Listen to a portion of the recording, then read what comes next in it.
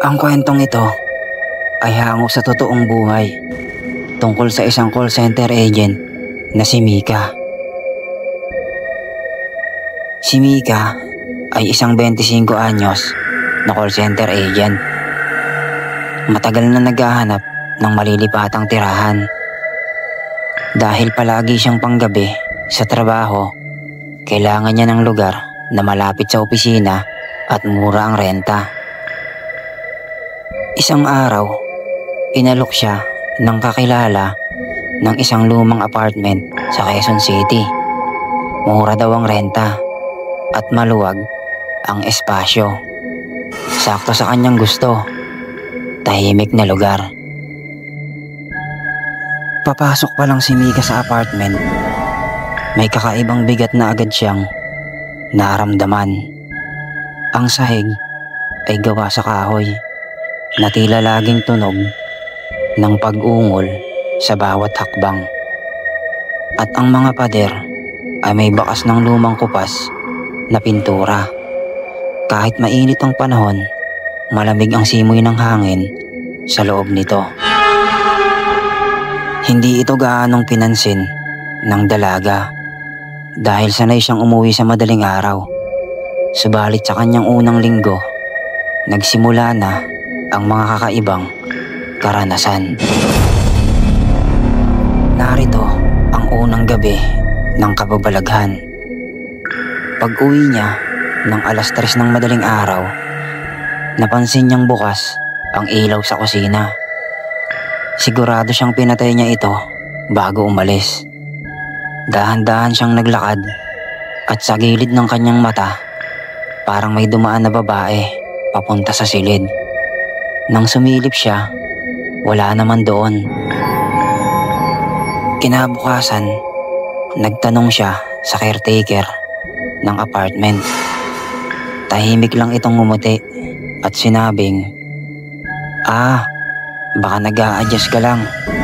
Sanay ka naman siguro sa puyat, di ba? Pero napansin ni Mika na iwas ang tingin ng caretaker. Parang may tinatago. Lumipas ang mga araw at lalong lumala ang kanyang mga karanasan. Madalas niyang maramdaman na may nakatingin sa kanya habang natutulog. Minsan ay nagigising siya sa biglaang pagbagsak ng mga gamit kahit wala namang hayop o hangin. At ang pinakamatindi pa ay nang mapanaginipan niya ang isang pamilya.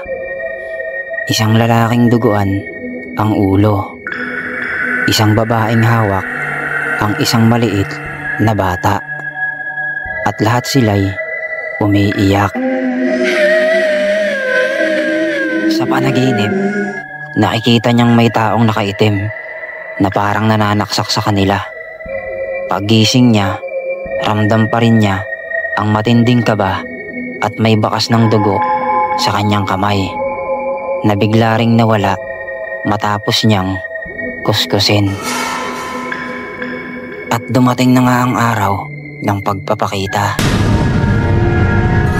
Isang madaling araw habang kumakain si Mika, nakarinig siya ng malakas na kalabog mula sa kabilang kwarto. Nang buksan niya ang pinto, bigla niyang nakita ang nakakatindig balahibong tanawin. Isang pamilya na nakatayo sa gitna ng kwarto. Lahat sila duguan at nakatingin direkta sa kanya. Biglang dumilim ang paligid at ang babae ay biglang bumulagta pero gumagapang papalapit.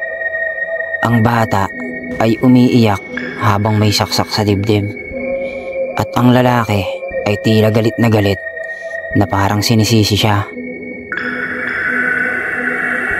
"Tulungan mo kami," bulong ng babae habang unti-unti silang naglalaho.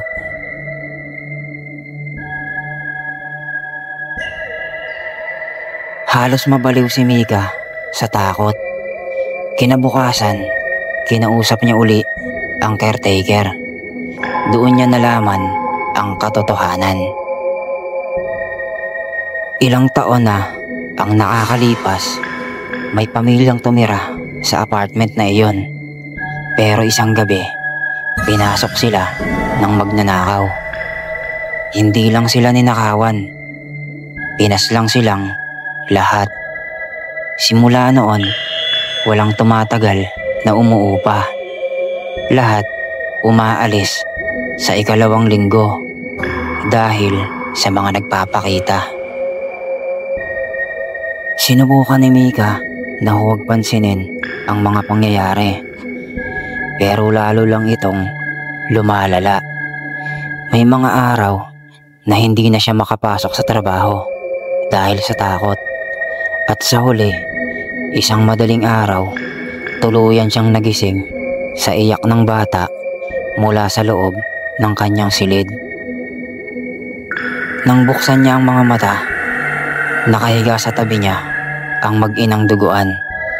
Nakangiti ang bata habang ang ina bulong ng bulong ng, "Hindi kami matahimik. Ikaw na lang ang sumama sa amin."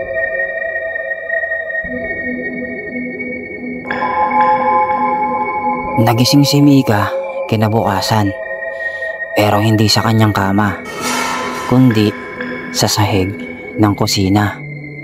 Ang mga kapitbahay ay nagsabi na narinig nilang sumisigaw siya buong gabi, pero wala silang magawa.